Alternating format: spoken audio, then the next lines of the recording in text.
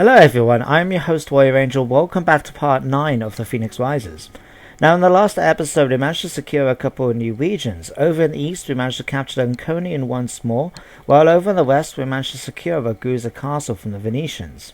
Unfortunately though, as part of these conquests, both Alexios and Ioannes are now severely wounded and have to take time to recover from their wounds, as well as take time for their armies to replenish and get back up to full strength before they can carry on once more with the reclamation. Before I can do that though, I just need to finish off the turn. I do take a second note to try and build up a new merchant just so I can try and get that gold supply over in the mountainous area there. But there isn't really much else I can do, as it is the end of the turn that I left it in the last episode, and so I just went ahead and ended the turn.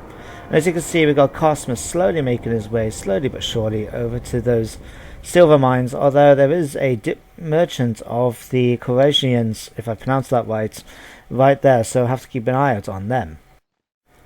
At the start of my next turn, I've got a suitable husband now for Anaducus, a young man called Vasilias Stromanos. The only problem was, before I can consider marrying him into the family, is that I wasn't even sure who Anaducus was.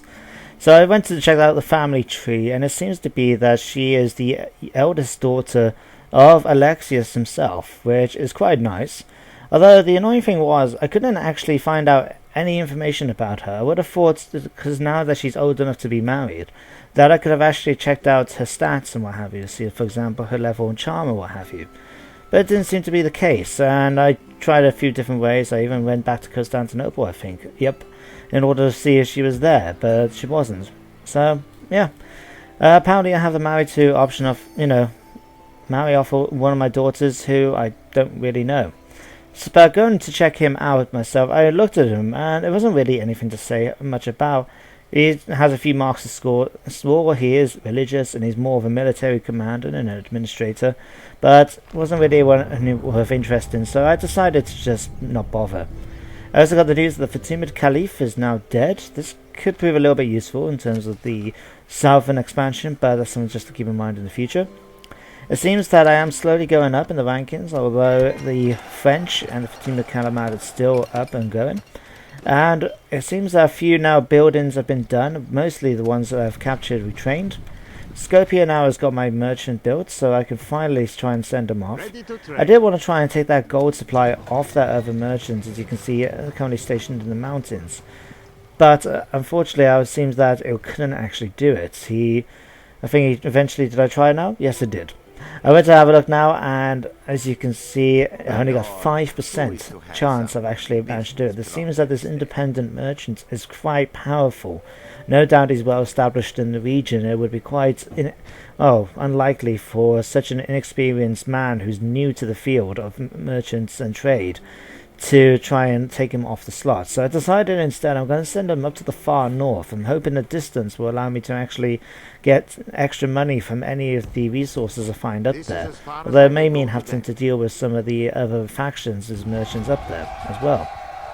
I also got the news as well that Norway and England are now at peace. This isn't really anything important to me at the moment, as I am nowhere near there as of now. But in the meantime then, I sent Theo Office over now to continue his search to try and speak to the French. I said I am planning to invade at some point, but at least I can try and get some money from them in trade in the short term. Cosmus continues to try and make his way over to the mines. As you can see now, he's only one turn away. Finally, after all this time, he will be able to get down there. Finally. So with everything else done now, I first of all go off to the east to try and see what happens over there. Limenios can finally move now towards Ankara, and lay siege to the town. It's still going to take at least one turn because I have to build up siege equipment, but comparing my forces to what seems to be stationed there, and just in terms of sheer number, I think Limenios has the clear advantage. I did have a look just to see if it was worth hiring any more mercenaries, but one, there wasn't really that much in the region apart from horse archers, and I think after Limenios' bad experience in the last episode with the heavy cavalry he recruited at the time, both the Alani and the Armenian cavalry, he decided he's not going to go for it. Back in Ankara now, I'm trying to get some of the troops back up to full strength once more, although it is a slow and wary thing to do. And weary, I should say, thing to do, not very. I have to get my words right. But it will happen eventually. In the meantime though, I decided to just try and sort things out a little bit, get some land clearance for example, that will increase the population growth as well as the amount of money I'll be making from trade each turn. Apart from that though, it's still going to have to take one more turn for the Orthodox Church to build, although the public order has changed a bit enough that I can actually change it up to a normal level of taxes rather than having to try and rely on the poor taxes that I've been doing thus far. With my eastern troops now sorted, I decided just to take a quick look to see what troops are available to be recruited over the eastern provinces. I had a feeling that Limenios is going to need more troops if he's going to be able to carry on with his part of the eastern expansion. So I first of all go to Baris, where I have a look to see what units I can get. I don't want to have too many in terms of javelins, I'd rather have Toxotea mixed in as well, as they have a much higher range. So I hired a couple of units, including Aquitae as you see, and Cortatoi Spearmen. And went back to Dardania, where I was hoping to try and get at least one more than just the one unit of Toxotea. But unfortunately that wasn't going to be the case. I did have access to my mounted Aquitae though. These skirmisher horses will prove pretty useful in terms of trying to catch up with some of the lighter troops of the enemy Seljuks, including their horse archers. And speaking of the fact that this is for Limenios, I decided to go back. I did check out his army and so he did have a few units of missile troops already. And the fact is, he is someone who doesn't like the Dukes and the Turks in general, so the idea of recruiting Turkish javelin men for his army is pretty much pitiful of a thing to try and do at best.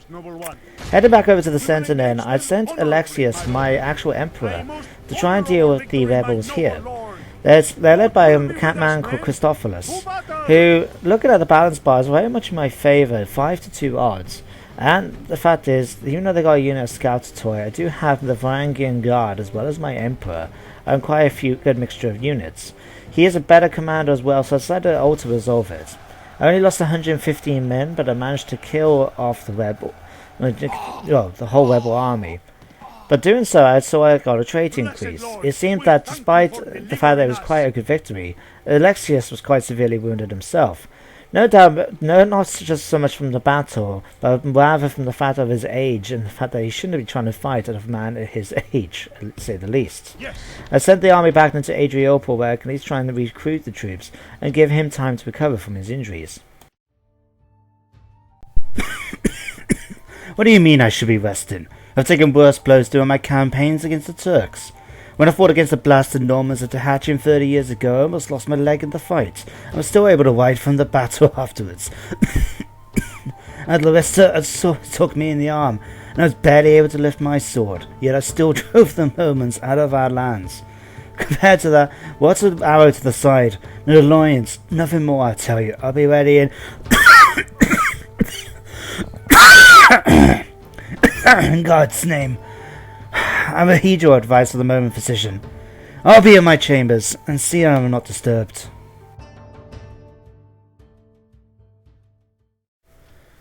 Given his conditions, probably a good thing that Alexios has managed to make it back to Adrianople in order to recover.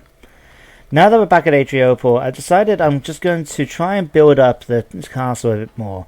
It's going to be a secondary recruitment centre at best, but I want to have it that in case the very worst should happen, at least I have a facility near Constantinople which will allow me to actually recruit troops. Speaking of recruiting troops, not retreating troops, Sofia now has the money needed in order to be upgraded to a castle, which will be pretty useful for the upcoming campaign. It gives me another recruitment centre to build higher tier troops, and hopefully be able to send some troops back towards the east in order to support Alexios and Limenios.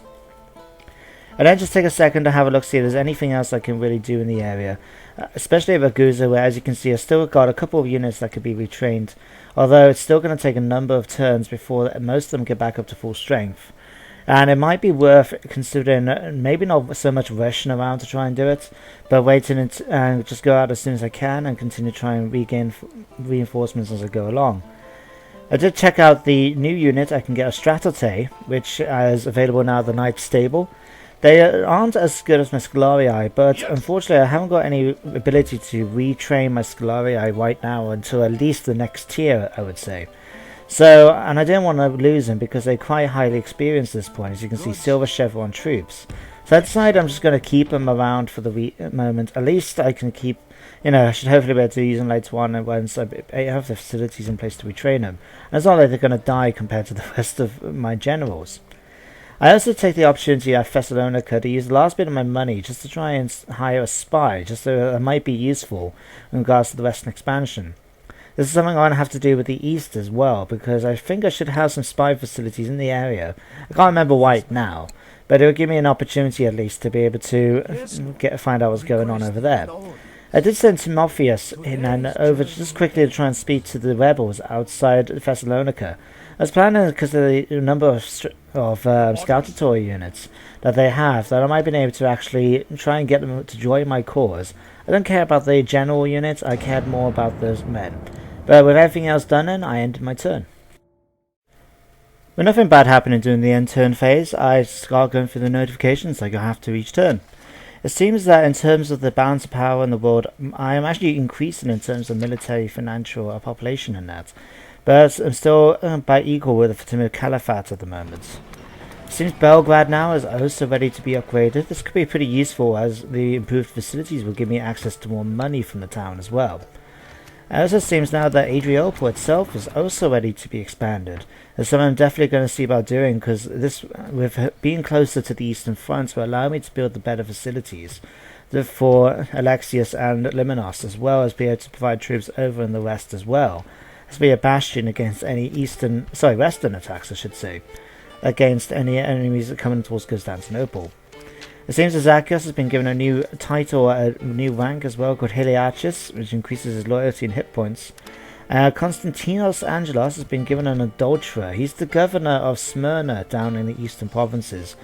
And it seems that's a bit of an odd thing, really, I would have thought. The fact that he is... Okay, well, actually thinking about it, an adulteress... Yeah, would mean that he's still married, wouldn't it? So, excuse me for my blonde moments. But, yes, it seems that he's got now an adulteress. Improves his dread, funny enough. But decreases his chance of having children. I just saw it as well in Smyrna. I decided to build up a spy to try and help out with the Eastern Front. And I just have a quick look through to see if I can actually find this new child that was born. But unfortunately, though, none of them actually seem to have come up. So it must have been one of the other governor counters who aren't related to me as of the moment. So I spent a little bit more time, it seems, than I thought I did to check this out. But I did have a look to see if I can actually see what Anna Dukas is doing, whether or not she was controllable yet, but it seems not to be the case. I'm really going to have to see what I can do with regards to her. Head over to the eastern front now. You see that Limenios is actually surrounded a little bit, as Captain Becker, who happens to have 2 units of spear militia and a ballista behind him, as well as the garrison at Adrianople, which consists so far of at least some horse archers and some spear militia. But by this point, though, he would have been able to build up the battering rams that I told him to build, so he should be able to attack the town pretty soon. I just check out the other things, such as the recruitment report, as well as see what the war has declared. It seems that the Novgorod has actually declared war on the Grand Duchy of Kiev. This is slightly worrying, but it had nothing to do with me, as I'm still allied with the Grand Duchy of Kiev, and Novgorod was just simply no more than trade partners, so there shouldn't be any problems to me as long as the Kiev wins and doesn't try and draw me into the battle. Given now the situation outside Ankara, I decided to go straight ahead with Limenios and go for the attack. It seems that actually the other unit was a general unit, a man called Mustafa. He is not a good commander compared to Limenios, and as you can see, he's only got a handful of units. Despite the fact that he does happen to have the spear militia right outside, it seems like I'm going to be able to take part in the battle. So, being outnumbered 3-1 and the band's power very much in my favour, I decided I was going to fight this.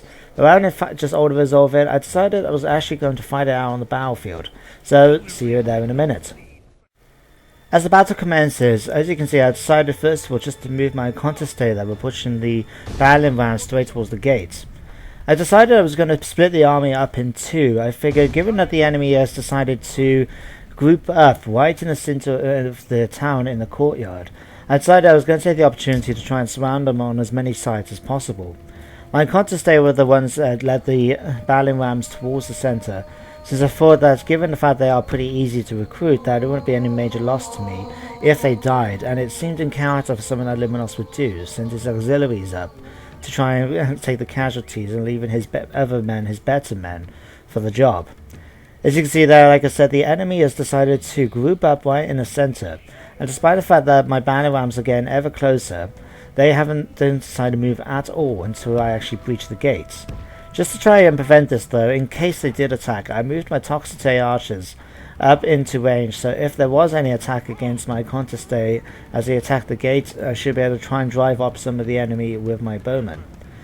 I take the opportunity now as well to just try and move some of the Kotoratoi spearmen a bit closer towards the gate, so they're not going to have to rush as quickly to try and get into position. I forgot at this point that I really should have grouped them up. I don't know, I find personally that I enjoy using groups, so it's easy for me to keep track of what's going on in the battle, whereas I've seen a few other people not using them, so to each their own. But in this battle I decided I'm going to use groups like I'm used to. At this point now, the conteste managed to make it up to the gates, but it's going to take a little while for them to break the gates, so I'll join you back guys in a second. After a lot of groaning and crashing and bashing, we managed to finally break down the gates on both sides of the town, allowing me to be able to bring my troops up properly. As you can see, to try and get this over done with a little bit quicker, we actually had on 6 times speed, which I finally managed to reduce down. And as for trying to move my troops in, I saw that the enemy has decided to try and stay within the centre. So what I went to do, I used my Kotoratoi on the right flank, or the right side I should say, in order to try and block off the 2 main streets that are heading up towards the centre courtyard. Meanwhile, with the other army, I decided with the only real avenue of troops is to try and send my infantry down the centre, and then send Limenios and his Athanatoi bodyguard around the flank to be able to try and attack from behind. So it's just a case then of making sure my troops come in. I wanted to try and support them properly as well. I wanted to make sure that they had missile support as well. So I decided I was going to send a couple of units around from the left side, or front side, however you want to see it, to go up for the centre. And then I was going to just put the conteste on one side and then the Toxite behind, just so they can provide support and fire to my troops. You can see over on the white flag now, my troops are finally trying to get into position, with the spearmen starting to make their way down the hill to circle around. The other one heads towards the centre, and with that, it seems that the enemy skirmisher cav had decided to take the offensive. I did expect them to actually try and stay back in order to try and attack me with their javelins, or whichever weapon they have. I couldn't remember at this point, I think, at the moment, I think it was arrows actually, isn't it? Yes, bows. But instead they got too close and allowed me to attack them with my Kotoratoi spearmen there. I still got the other ones going around on the flank, but it seemed then that my spearmen weren't going to do that good. In fact, it looked like here victory seemed certain for the skirmishing cav. I didn't quite expect this, as even though the Kotoratoi are basically militia troops, they're still better in hand-to-hand combat, or at least they should be, than the enemy's skirmishing cav. So I thought that was a bit unlikely, but I let them fight regardless. As even conteste also got stuck, so I tried to move them back. And the enemy now is starting to move out. They seem to be ignoring the main army coming in on the left, so I decided I was going to try and move them in order to capture that centre courtyard. Even if somehow the enemy does a lot of damage to my troops, I was hoping at least being able to keep the courtyard away from the Seljuks for a couple of minutes, allow me to actually win the battle that way. Keeping in mind now the fact that I've had to, the main army is now going to attack my right flank, or the right hand force. I sent the rest of them in, and it does seem that now, finally, that the Kotoratoi are actually doing pretty well. They've managed to slaughter the skirmishing cav, and now charging in to deal with the spear militia that's coming up. Look at all those bodies. It's a really nice feeling to see this. Yep, praise the saints. Our men have taken control of the city, so it seems my troops already made their way over to the courtyard. And we've got my conteste attacking with their javelins over the head of my troops. Something I quite enjoy compared to Attila, in the fact that in Attila the amount of men you seem to lose because your troops seem incapable of actually doing any arching fire of any sort when using javelins. It seems though that on the right side at this moment in time with the spear militia, it seemed that it was a bit uncertain what the situation could be. It seemed that the victory seemed a certainty for them rather than my own Kotoratoi. which was quite annoying since I thought that I would have had a better opportunity. So I decided that I was going to have to at least try and get them into position and wait for them to keep fighting. I did plan though, I needed to try and eliminate them. I needed to break them before they actually did any more damage. Before that, I did want to secure the center as well. So, as you can see, I moved one unit Cortatoi in front to block off the entrance to the courtyard. And I left my Toxite as well as a unit of Unconteste behind in order to be able to try and provide support fire. Seems now the balance of power is now pretty even, with victory seems certain, switching between the two sides. I do reckon that my Cortatoi have got better fighting ability, but on the other hand, the enemy spear militia do outnumber them by a little bit. It seems I forgot as well to take off my Toxite off skirmish mode, which was going to be pretty annoying at the time, as given the proximity of the enemy spear militia, yeah, that didn't happen. Limenios then, as you can see, charged into the back of the spear militia and caused them to rout pretty easily. Though no doubt he's taken out his hatred for the Dukes on them now. To deal now with the enemy bodyguard as well, I sent the unit of Cortatoi to attack down the hill straight towards him. I don't expect much, but I was hoping at least be able to try and do some kills. The my Cortatoi, I should say, I keep getting these bloody names mixed up. My Cortatoi spearmen are continuing to try and fight them off, but they're taking severe casualties. After all, we are talking about the elite bodyguard, and it's not like the later games like Rome 2 and that, where you could easily kill the general in melee. It is quite difficult to try and do it. Though Limenios decides to try and attack down just in time as well, since that unit of Cortatoi is routing now with only 8 men. I also get the news that the enemy general lies dead. This is no doubt something that Limenios is pretty proud of at this point. Come here, you Turkish bastard. Face me like a man rather than the son of a pig you are. Is that the best you can do? It's too slow, scum. Patronus, drive these goat herders back. Without their leader, they'll fall to Roman might. To victory, men. Drive the last of them out of Ankara, and then you all can have your fill of loot and women. With Mustafa's death now, it wouldn't be too long until the rest of his bodyguard fall to the combined might of the Cortatoi. As you see, it only took a second even after fast-forwarding it. And looking at the battle we're playing, obviously the battle went to me. Given the fact that I did outnumber them by quite a bit, I did expect a bit less casualties, but on the whole, yeah, I was pretty happy with it. So I went back to the campaign map. Back on the campaign map, I get the choice of what to do with regards to Ankara. Now I could just simply sack the settlement, get some money and keep most of the population around. But we are talking about Limenios here, a man driven almost in this campaign by his hatred towards the Seljuks. And it's not something I would reckon he would be just content with wrecking the buildings. I think he hates the people as well, so I went ahead and exterminated the populace with him. Not only does that give me more money than sacking, but also means the public order is going to be kept in check a little bit longer, simply down to the fear felt by the population for such harsh measures. Looking at the town itself now, the population is shot down now to just 903, but the population growth is going to be quite high. In order to try and keep the public order in check though, I first of all built an Orthodox church. I also decided I was going to try and get some money coming from here, so I went with a grain exchange, as well as a town wash. So mainly so I can keep the population order in check, get some money, as well as be able to hire troops should I need them, but I doubt that'll be the case.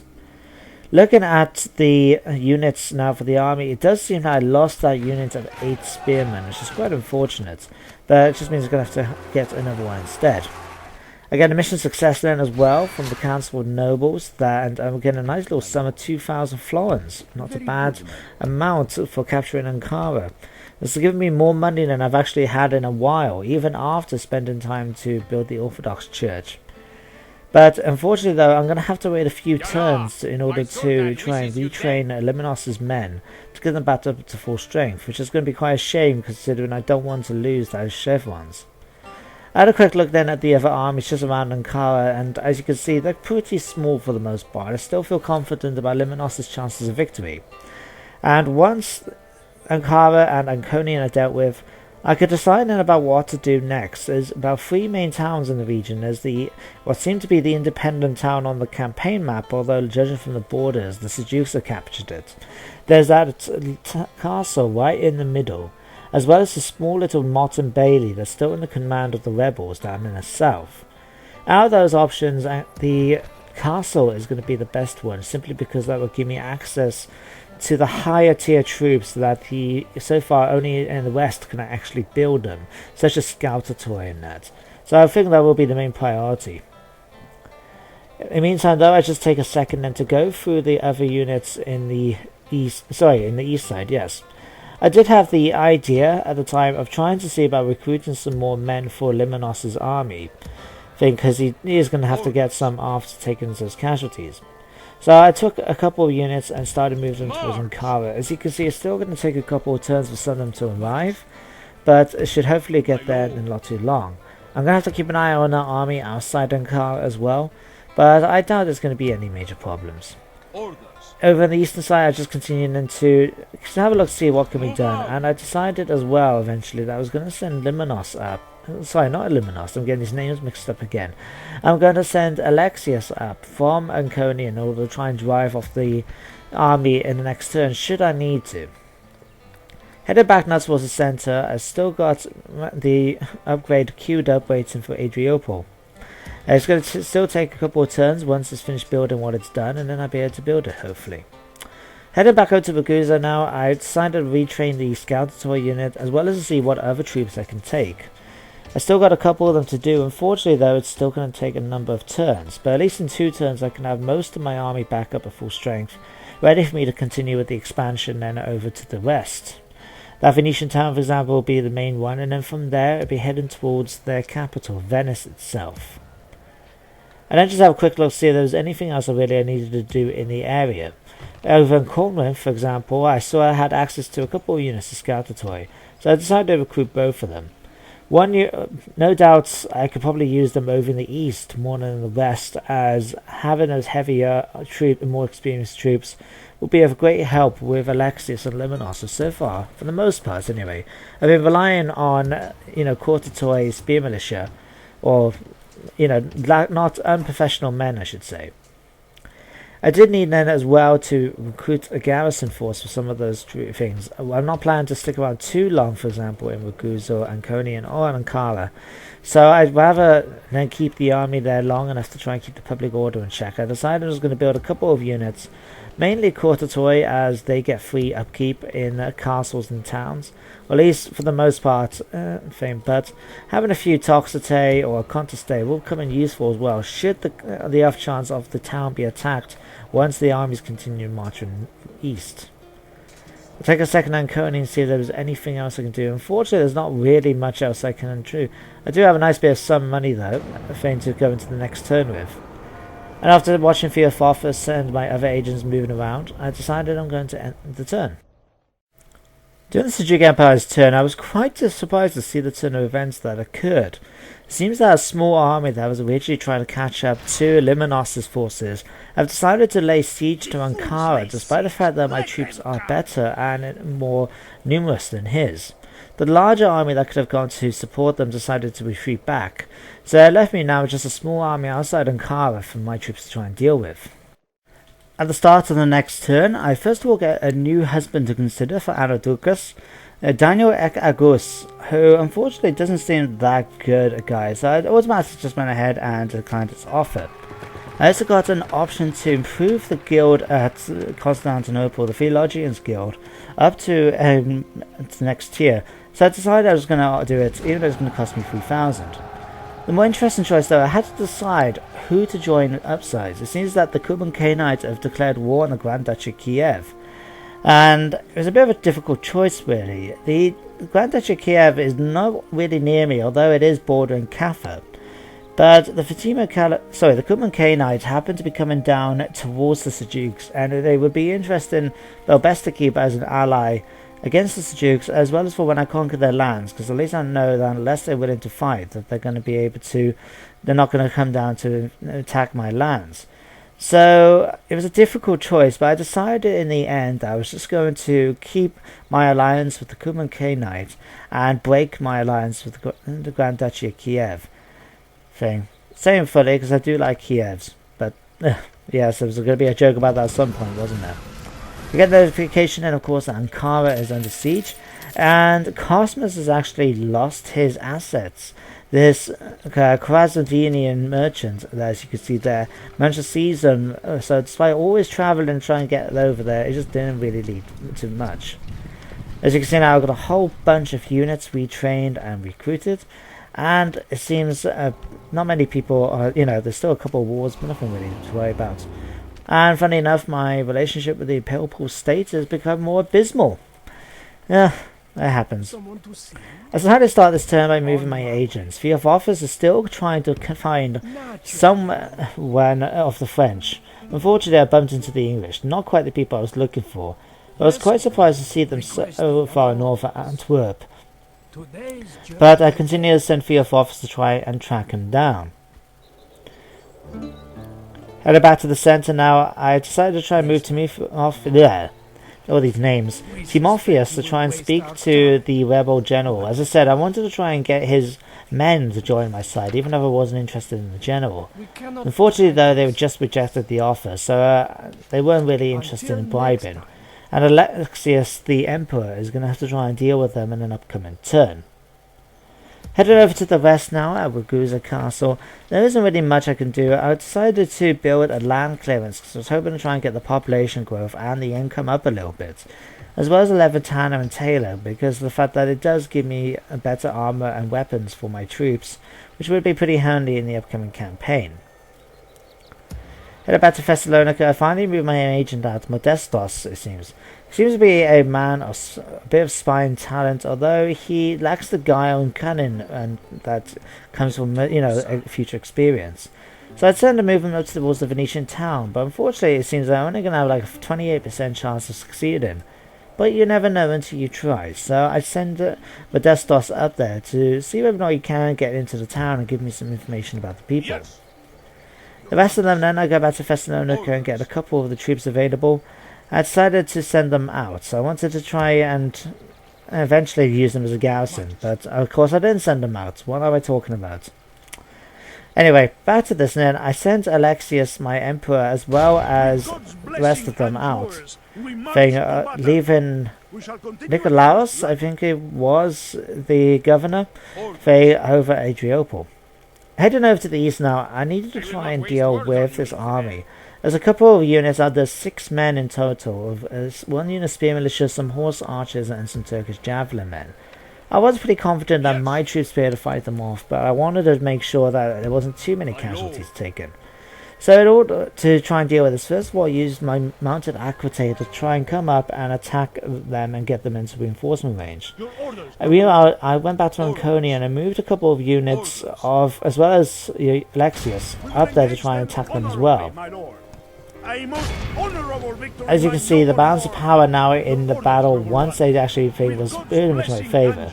So I did lose about 300 men in total, but I managed to fight them off. This allows me now to send Alexios back down towards Ancona so he'll be able to retrain the men once more. And it gives me now Ankara free from being under attack by the Seljuks.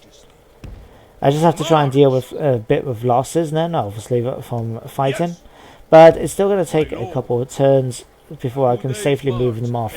I haven't decided yet which direction I'm going to send Limenios in particular. Whether or not I do want to try and keep the Seljuk town over there because I want to try and build it up. So having the population killed isn't going to help me out in terms of trying to increase it to the next tier. Back at Constantinople then, I decided I needed to try and build something and take advantage of the money I got. A merchant's wolf will increase the amount of trade fleets I have, as well as be able to increase the amount of money I'm making from the goods. But I decided instead I was going to actually try and build up a library. This will allow me to improve my diplomats in the area, as well as be able to increase the chances of gaining better education. Which, considering I got Zacchaeus, Ioannes' younger brother, and the Emperor Alexios' younger son there, I was hoping I might be able to use him to be able to get a better military education, which could come in handy in the long run. with everything now pretty much done now for my turn, I decided I'm going to bring this episode to a close. So I hope you guys join me in the next episode when we're going to carry on with the expansion slowly but surely once the armies have been built up. With especially in particular that's the Duke Castle over on the east, which will allow me hopefully to be able to build up better men. But until then, I'll see you next time in the next episode of The Phoenix Rises.